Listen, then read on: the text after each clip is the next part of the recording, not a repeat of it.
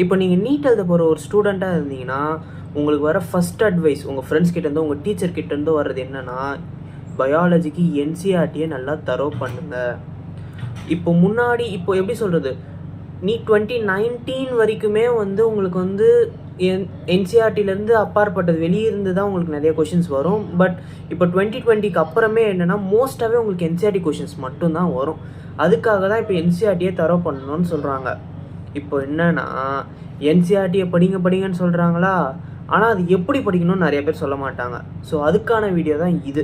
Okay, so let's move into the video.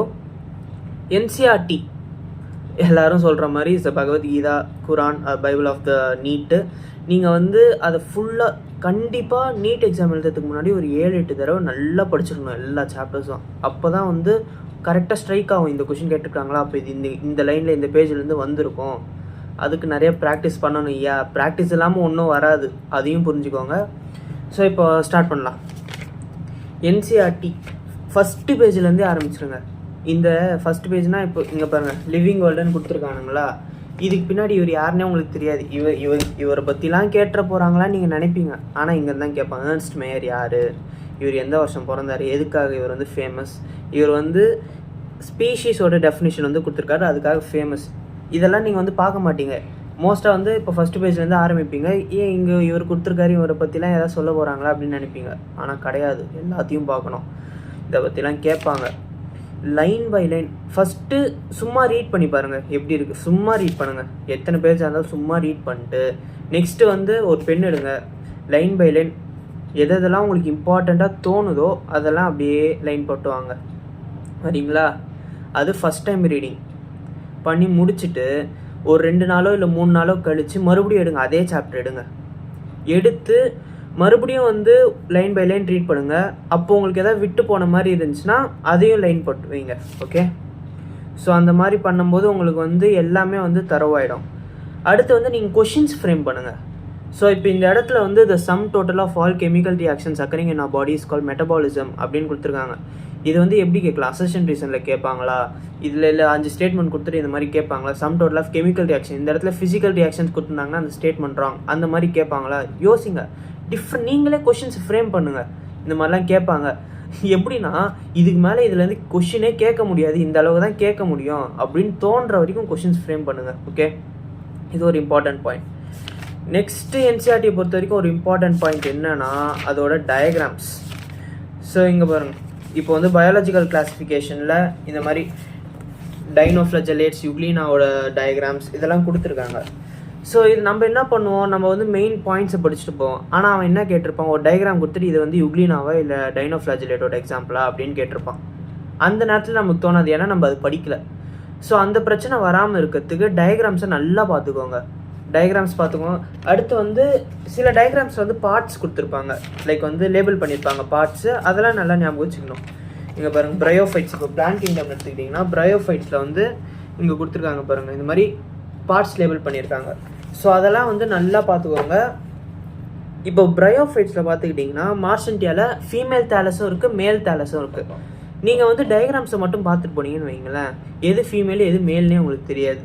So கீழே கொடுத்துருக்கிற டிஸ்கிரிப்ஷனை கரெக்டாக பாருங்கள், எது ஃபீமேல் தேலஸோட டயக்ராம் எது மேல் தேலஸோட டயக்ராம், அதில் பார்ட்ஸ் எதெல்லாம் கரெக்டாக கொடுத்துருக்காங்கன்னா எல்லாம் பார்த்துக்கோங்க. ஏன்னா உங்களுக்கு அப்போது எக்ஸாம் எழுதும்போது கன்ஃபியூஸ் ஆகக்கூடாது, அதுக்கு தான் இது சொல்கிறது. ஓகே, நெக்ஸ்ட்டு உங்கள் கான்செப்ட்ஸ்லாம் ஃபஸ்ட்டு கிளியராக புரிஞ்சுதான்னு பார்த்துக்கோங்க.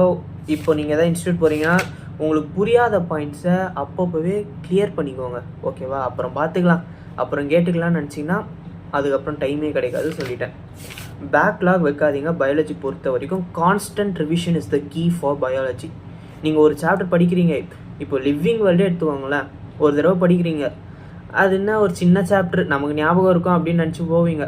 அடுத்த எக்ஸாமில் 2 நாள் கழிச்சு இல்லை 3 நாள் கழிச்சு அதுலேருந்து ஒரு கொஷின் கேட்டாங்கன்னா தெரியாது. ஏன்னா நீங்கள் ரிவைஸ் பண்ணல, படிச்சிங்க அவ்வளோதான். அதை கான்ஸ்டண்ட்டாக ரிவைஸ் பண்ணணும். லிவிங் வேர்ல்டெல்லாம் நீங்கள் ஒரு 10 தடவை 11 தடவை ஃபுல்லாக படிக்கணும். அப்போ தான் உங்கள் மைண்டில் தரவாக இருக்கும். ஓகே, நீங்கள் இப்போ கேட்டாங்கன்னா டப்பு நாங்கள் ஆன்சர் வரணும், அந்த மாதிரி ஃபுல் தரவு பண்ணிக்கோங்க. அனிமல் கிங்டம் அதிலலாம் எக்ஸாம்பிள்ஸ் அது கீ. எக்ஸாம்பிள்ஸ் நிறையா இருக்கும் அனிமல் கிங்டம் இல்லை நிறைய சாப்டர்ஸில். எக்ஸாம்பிள்ஸ் ஃபுல்லாக படிங்க, தரவாக படிங்க. இப்போ இந்த ஃபைலம்க்கு இப்போ டீனோஃபோரான்னு எடுத்துக்கிட்டிங்கன்னா ப்ளூரோ பிளாக்கியா டீனோ பிளேனா இதுதான் வரும். வேறு எதாவது கேட்டாங்கன்னா ஒரு வேளை இது வருமோ இல்லை நம்ம படிக்காம விட்டோமோ அந்த மாதிரி தோணக்கூடாது. டீனோஃபோராவில் இருக்கிற எக்ஸாம்பிள்ஸ் கேட்டாங்கன்னா ப்ளூரோ பிளாக்கியா டீனோ பிளேனா இதுதான் உங்கள் மைண்டுக்கு வரணும். ஒரு வேளை டீனியா சோலியம் வருமோ, ஒரு வேளை நம்ம புக்கு கொடுத்துருக்கு நம்ம படிக்கலையோ அந்த மாதிரிலாம் தோணக்கூடாது. ஸ்ட்ராங்காக படித்து வச்சுக்கோங்க. மற்றபடி ஒன்றும் பெருசாக இல்லை. என்சிஆர்டி நீங்கள் மறுபடியும் சொல்கிறேன், constant revision is the key. நிறைய எத்தனை தாட்டி ரிவைஸ் பண்ணிட்டு கொஷின் சால்வ் பண்ணுறீங்களோ அவ்வளோ நல்லது. கொஷின் சால்விங்க்கு என்னங்க, இப்போ என்ன நான் போன வீடியோ சொன்ன மாதிரி என்சிஆர்டியோட ஃபிங்கர் டிப்ஸு இல்லை நீட் ப்ரெப்பில் இருக்க ஒரு சாப்டருக்கும் 500-700 கொஷின் இருக்குது. சால்வ் பண்ணுங்கள், யார் வேணான்றா. எவ்வளோக்கு எவ்வளோ கொஷின் சால்வ் பண்ணுறீங்களோ அவ்வளோ நல்லது. அதே மாதிரி முக்கியமான விஷயம், போர்ஷனில் இல்லாததை படித்து டைம் வேஸ்ட் பண்ணாதீங்க, ஓகேவா? இப்போ லிவிங் வேர்ல்டில் இந்த டாக்ஸானமிக் எய்ட்ஸு அதெல்லாம் இல்லை. அதை படித்து டைம் வேஸ்ட் பண்ணி அதில் இருக்கிற கொஷின் சால்வ் பண்ணி வச்சிங்கன்னா அங்கேருந்து ஒரு கொஷினும் வராது. அந்த மாதிரி ஃபஸ்ட்டு போர்ஷனில் என்னென்ன இருக்குதுன்னு பார்த்துக்கோங்க, அதெல்லாம் மட்டும் படிங்க. Okay, that's it. ஒன்றும் பெருசாக இதுலேருந்து எக்ஸ்ப்ளனேஷன் கொடுக்குற அளவுக்குலாம் இல்லை. நல்லா டயக்ராம்ஸ்லாம் இந்த மோனோ கார்டிலேண்ட் டை கார்டிலேட்டர்லாம் நல்லா வரைஞ்சி பார்த்துட்டு பார்ட்ஸ் நீங்களே லேபிள் பண்ணுங்கள். அப்புறம் உங்களுக்கு மறக்காமல் இருக்கும். இல்லை எக்ஸாம்பிள்ஸ்லாம் நிமோனிக்ஸ் போட்டு வச்சுக்கோங்க. எனக்கு எங்கள் மேம் நிறைய நிமோனிக்ஸ்லாம் சொல்லி கொடுத்தாங்க. ஸோ வந்து அதே மாதிரி நீங்கள் உங்களுக்கு தோணும், சரி இப்போ வந்து எஸ்ஏடியா, இப்போ வந்து உங்களுக்கு அனிமல் கிங்டமில் ஒரு எக்ஸாம்பிள் இருக்குது. யூரோ கார்டேட்டாவில் வந்து 3 எக்ஸாம்பிள் கொடுத்துருப்பான், அசிடியா, சால்பா, டோலியலம்.